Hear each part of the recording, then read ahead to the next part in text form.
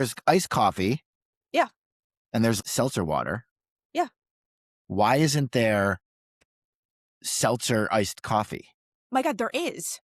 And by the way, it's not iced coffee, it's Americano. So they're taking like Americanos and mixing it with tonic. I almost Yeah, tried like one why the is other it? day at Irving Farm. I was like, "What is that?" It's like and they sometimes have like flavors like orange essence in it, but it's like a tonic with espresso.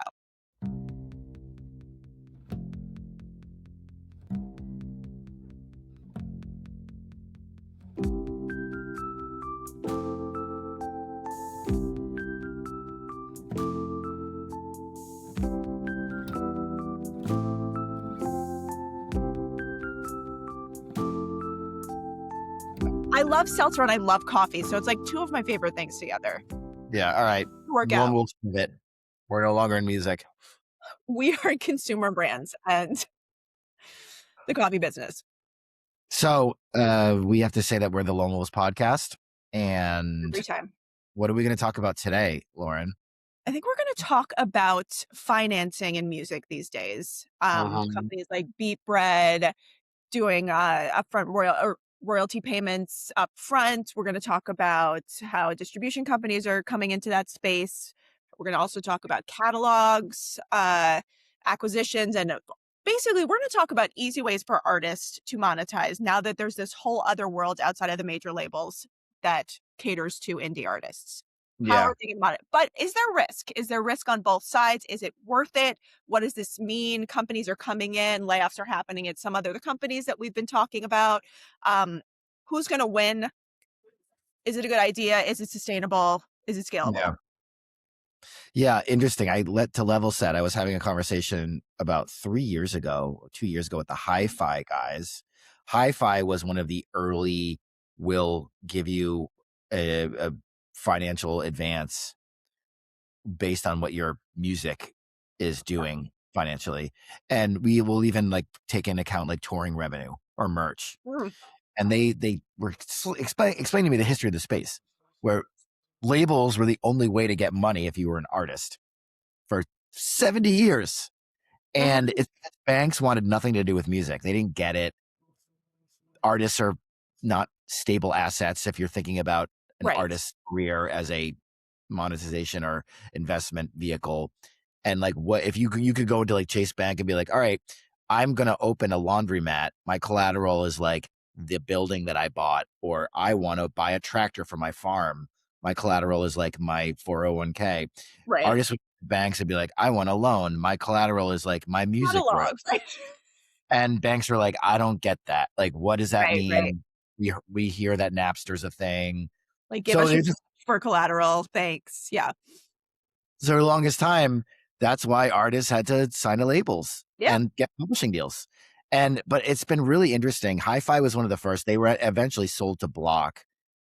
And now Hi-Fi was merged into Block, which is, Tidal, and they have Cash App and a bunch of, they're like a big tech company that Jack Dorsey runs. But there's been so much activity in the space. And we had two really big, interesting news this week. A lot of distributors are getting into this space. And we had Symphonic announce their new program, Symphonic Next, which is basically a way to, if you use Symphonic as a distribution option, you Mm. can get advances. And there's like a whole other list. And, you can think about them, I think, in three buckets. There's the kind of the royalty advance platforms where you keep your money, keep your rights rather. Yeah. And you get money. And So that like is like, Beat Breads of the world. yeah. Yeah. Beat Bread. There's a one called Pipeline, which raised $200 million. They just announced this like last couple weeks ago, and they did a partnership with Merlin. So now if you're a Merlin label, Your Marla member. Yeah. the labels can now take advantage of this. Wow. Do you Okay. think So that's weird? that's amazing. Do you think that's definitely different? Like, it's not just random Yeah. artists. It's like, I'm Warp Records and I want to pay in advance to Thundercat or whatever. Well, if they could do it, if they could aggregate their artists too and create some sort of value that is larger than the one-offs, I think that's really beneficial for labels. I think Yeah, it's actually more beneficial and less risky for them to be doing this with labels than obviously one-off artists, because that influx of money can also fuel these campaigns so that they are more successful than they would be without it. Interesting. I didn't know that. Yeah, right. It's true. Like one artist could be, I It's hate like, to bring this up, but I was in Providence last weekend with my friend who works for BandLab, and they hung their hat on David, the biggest success story BandLab has ever had. mhm. They did this huge release party for him in Times Square, signed to Interscope.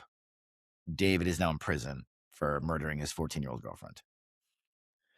It's really bad. Like, It's do you I'm not laughing. It's know not this story? Do you know? I It's like so fucked up. I, like I don't know the story.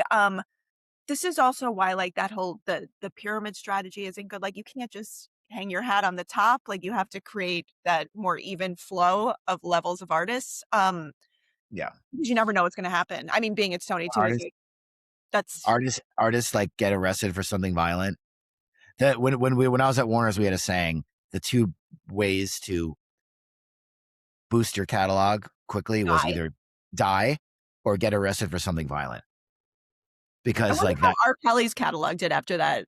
That was really that was really I bad. feel like what he did was so bad that have people pulled it?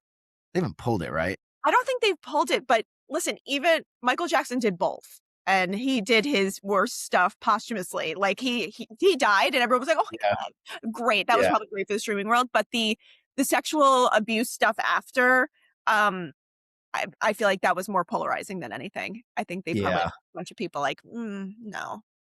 Well, these royalty platforms are going to take that into account.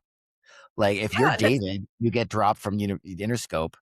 Well, Beep Red or Pipeline is going to be like, we have to take into account that you are not going to tour anymore because you're going to be in prison for the rest of your life. And you know what? They don't have Pro Tools and Sing in Sing. prison, yeah, on the communal Yeah, computer. yeah. So So would they want it just a quick question on that, and this is a little bit morbid, but, like, when we're talking about older artists too, obviously the older artists that have catalog are, like, still signed to major labels or they go through, like, the legacy version of those labels.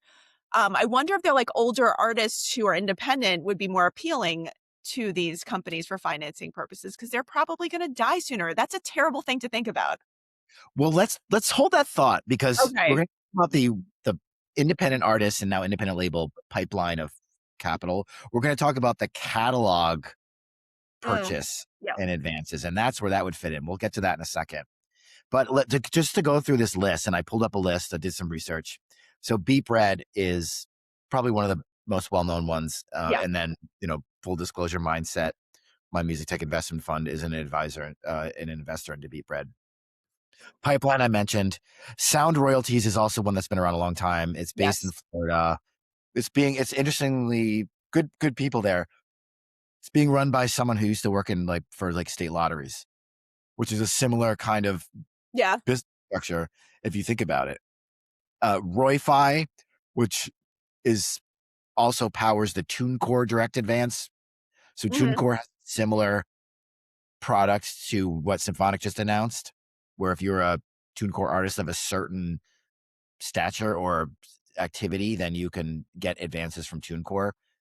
And if you're TuneCore or Symphonic, it makes sense. You want to keep these people on your platform. You want to have a way to keep your best performing artists on your platform so they don't go to a label or something. And then there's a bunch of royalty exchange, which is like a marketplace for selling royalty exchange. There's a bunch that kind of goes down like Songvest, A Note, Indify, Gigamore. There's a bunch that are Mhm. startups, not really scaling, and maybe have a different focus on different kind of ways to securitize your money. But it's good, right? Like this is a good development for artists and indie labels.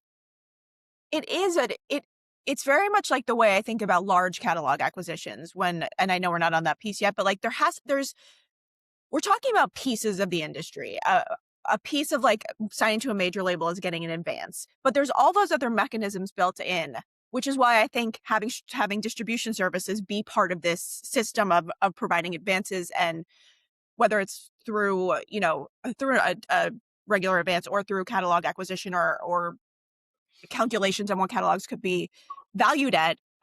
There's that whole marketing mechanism, promotion. There are all of these other things that have to happen for this Mm, to be successful. yeah. So when I hear about TuneCore Symphonic, Beat Bread is sort of a standalone, a duetty in their own space and catalog.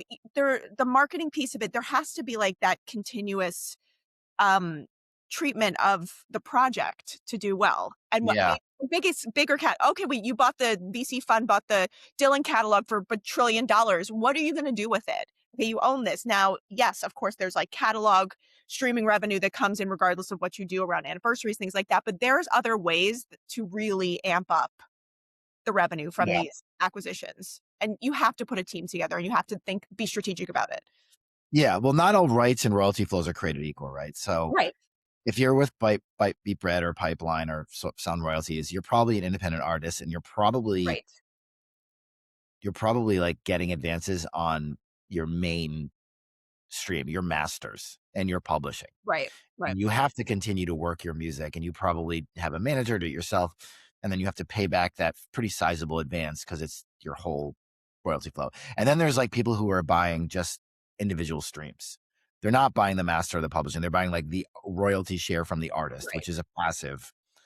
But you're right. And I think in early in this sector in the 2015, 16, I remember Goldman Sachs in particular got in trouble for buying like some big catalog, and they thought it was just a passive annuity, like buying Yeah. like buying oil and gas. There's an interesting number of people who used to work in oil and gas who are now working in music royalties. Cause like the model is like similar in terms of like a tangible asset that provides like royalties And and fluctuating value too. Like the value fluctuating yeah, right with has upfront capital costs. And yeah, so and Goldman Sachs bought something and they were like, well, wait, oh shit, we didn't know that we had to market this. We just thought it was like passive. So you're right that if you're buying an active stream, it's only as good as you're keeping it active. exactly. But that's we don't have to get into the like Right. the catalog buying in the Roundhill, Primary Wave, Hypnosis, which has been renamed as Recognition Music Group. Concord's done a bunch. Reservoir. Harborview, Influence. You mentioned Duetti. Duetti is kind of like the indie in that space, Mhm. whereas Influence Media Partners or formerly Hypnosis, now Recognition, is buying like Ed Sheeran and like Cool in the Gang. Duetti is like buying the middle class and the independent class uh, version of that, which makes sense. And then No, there it's was they listen, Duetti, I have access to Shelly's like website, like info@shelly.com, and Duetti hits her up every other week. Can we buy your masters? And she's like, I don't know if I'm like Universal owns the masters, but like, they're targeting that level of artist yeah. that has like steady, significant streams and still has value, even though they've sort of, that's not the focus of their career right now. Is Shelley recouped on her major deals? Oh yeah. So she gets royalties. Yeah. She gets Yeah. royalties. Yeah. Would you say they're like what you would expect and fair, or are you like this is exploitative? Oh, not fair. No, we end up doing like even now we'll do like merch bundles over the holidays, print vinyl and do like vinyl packages. And that is so much more lucrative than anything coming from streaming. Obviously, it's physical product. Yeah. But yeah, listen, she worked so hard in the 90s, 2000s, and really like went after working with artists at Sony, like she went above every radio tour. She was there. She was doing meet and greets. Even the show she did over the past 10 years, she stays and signs every autograph, talks to every person. Like there Yeah. is value in that. And that is part of why somebody would want to buy her catalog because they know that she cares for her music and her brand. Yeah. And it goes, I mean, your fans are everything. They're the ones that are fueling your career. Yeah. Oh, that's good. That yeah, she's recouped. You don't know. Like if they decided to pump that $1 million into the marketing budget and then pivoted and never worked it again, that happens. And then no Yeah, it matter was a different time too. It was physical. Like she was going to, going to Target and Walmart and doing the in stores, and it was a different time where they weren't relying on digital and streaming. yeah. So then we have like kind of the hybrid distributor financing options. So STEM, purchased by Concord, a digital distribution company, has STEM Scale, which is I think they raised 200 million Mm, to provide. Don't quote me on that. To provide advances to artists to use STEM. Symphonic Next, we just talked about. Same thing, TuneCore Direct Advance, Amused Fast Forward, which is like they have like an AI automated platform that provides advances for distributed artists. And then of course, like United Masters kind of does that. They will provide advances to certain artists in a more traditional sense, just for distribution. Yeah, like more premium artists, like a label style. Right. And the difference here being that if you get an advance from United Masters as a They distributed own client, you like, a little. well, they don't. No, they don't. Like, they're not taking any of your, like, Well, if you're they're not signing taking a premium tier, a label like Service, they are. there, They but they're not. This isn't United Masters. So this is where it's confusing to talk about United Masters because they have a label with yeah. like Big X the Plug Mhm. and Trevor Jackson, but they do give advances for the distribution tier. Oh, for the DIY artists as well, yeah. Yeah. Yeah. So this is like a way to get an advance without having to sign away any Mhm, copyright. And then Empire does this. And then you have like 1RPM even does this a little bit. They do more like the advance in the traditional sense, mhm. but you're not giving up. And it goes on and on and on. Ditto, Vidya, they all do that. So it's really interesting. And it's it's good for artists. It's good for there's options now. And if you're Bob Dylan and you're making $20 million a year off your royalties, well, you're not going to live long enough to collect 600 million of that. So take the Right, upfront check, take it, and do whatever you want with the 600 million because you're not going to live long collect it. And if you have to sign away your copyrights for a certain amount of time for your estate, or you have to sign them away and for a long time, then so be it. Like you're getting $600 million. And if you right. Those numbers are insane. That is a very like, you can justify that, I everything. can't imagine that Bob Dylan sold away stuff in perpetuity, but you don't really know. You don't know. I don't think he did, right? Or him and I like I don't I couldn't even make a guess because I feel like When Queen sold to Sony for 1.2 billion 18 months ago. Do you know did they sign away things in perpetuity? I don't know. And they would I don't. never put that in Yeah, public. they would. You would. We have to find that out. I'm really curious because like you don't know that might end up being a bad deal because Right. like in 20 years when there's Queen the AR/VR experience that's making $100 million a year like ABBA Voyage is now like Yeah. $1.2 million 20 years earlier is sick. It can't be. It can't be. Or there's got to be like ways for the estate to get cut in on overages. Oh, yeah, have to. Right. Yeah, these deals can get really complicated. So yeah, this is good. And now I wonder too, with what's the next frontier of this? Artists have now financing options.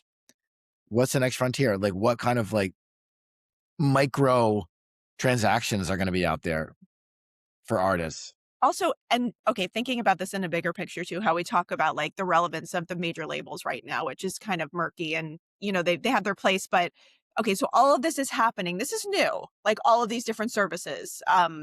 Distro used to be like B2B. They would be attached to Warner or like it wasn't like this. Um so while all the artist development now is happening in this segmented area of either going to these platforms that are offering certain services or going to your distributor and getting a more like sort of robust deal, what happens after they do develop? Are the major labels now going to be relevant again and start sweeping in and saying, okay, we're going to provide you with this kind of deal, X amount of dollars? Like somebody else is doing the artist development that the major labels used to do. True. But I think that's where that stops and the major labels become relevant again. And I just have this conversation over and over with these finance bros and VC guys and PE guys who want to ask me about the music industry. And they're like, are the major labels even relevant anymore? And we've been prognosticating the death of the major for 25 years. If you want to scale as an artist at the end of the day, you need help, a lot of help. Nothing replaces the 5,000, formerly 7,000, but now 5,000 workers at Sony around the world who are advocating for your music on a daily basis. You Are they can't. they're not doing it well anymore. I'm just saying, like, okay, so you're the rise of there's one thing to see the emerging artists funnel going back to the majors, but there are some of them. They're going to be more than not before. Like you have the random Bad Bunny and Chance the Rappers that stayed independent. There's going to be more of those that stay independent than there were before. They build their teams around them. They don't need the They major didn't label. really stay independent. They they went through major like the Orchard for Bad Bunny. Like they to the degree of comparing Bad Bunny to somebody like DJ Khaled who was on Epic, probably 360 deal. Like there's a lot of choices that Bad Bunny can make independently from his label that somebody who has signed away their life can't. And they can work their album in certain ways that they can't otherwise. Okay, yes, decision making, control, narrative, all that. That's one thing. Where the money goes, it's still going to the majors. And That's it's still for the, yes, I would say that, but I am interested to see in the next 10 years which of those emerging artists that actually explode stay independent. And if there's like a new model built around this, and Taylor Swift kind of did it too, like buying back your masters. Nobody's got the money to do that, but like she is business minded, as is Chance the Rapper, as is um the other guy with the anyway. There's a certain mindset where you are entrepreneurial and you can do these things and you can build a business around yourself. And then there's ones that won't, that will end up at a major label.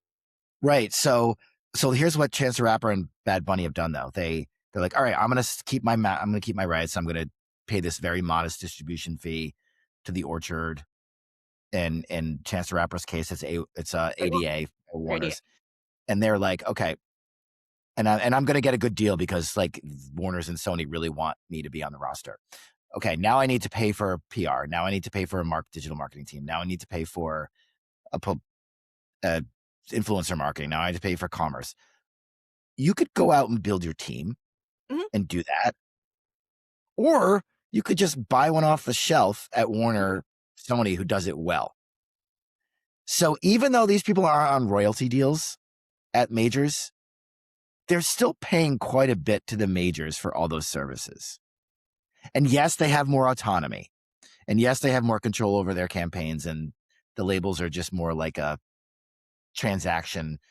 But I feel like, and correct me if I'm wrong, but I feel like Taylor Swift is still paying a hell of a lot of money to Republic for the services they give her. So when it comes down to it, the labels are still getting a lot of cash from these independent artists.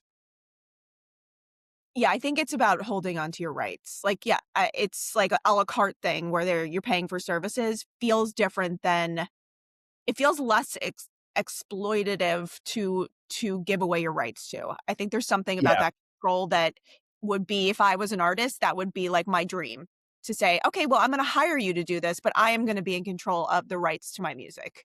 Um, I Yeah, there's a case for both, but I do think with a shift in the way that emerging artists are being developed, the pipeline's just gonna look different.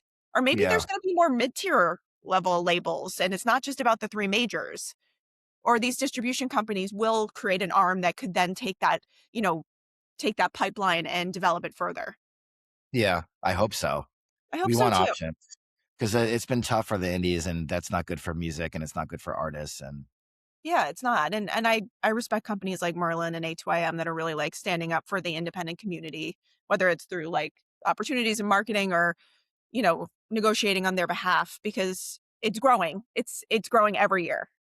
yeah, well, there's indie, and then there's indie.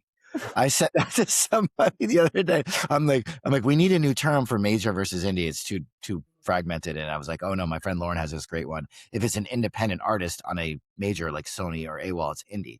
And if it's like indie on Secretly Canadian, it's indie. It's It, NZ. it's I'm indie. It's like playing with your hair, like, Yeah. and I love Well, both. I love both. I think yeah, that I am realizing more and more, like, the independent music community is, like, what is driving diversity and just like, making an artist community what it's supposed to be. Yeah, I know. It's the next major star starts as NA. The next $600 million catalog, you're not paying Yeah, attention to. yeah, because it's N. 'Cause Well, so, well, I think that's a good place to wrap. And it's interesting. We'll continue to monitor this. There's a lot of capital flowing into the space still. So there'll Yes, be yes. more announcements on catalog funds and starting and places for us to get financing. But I'm Lauren Blitzer Wright. I'm Drew Thurlow.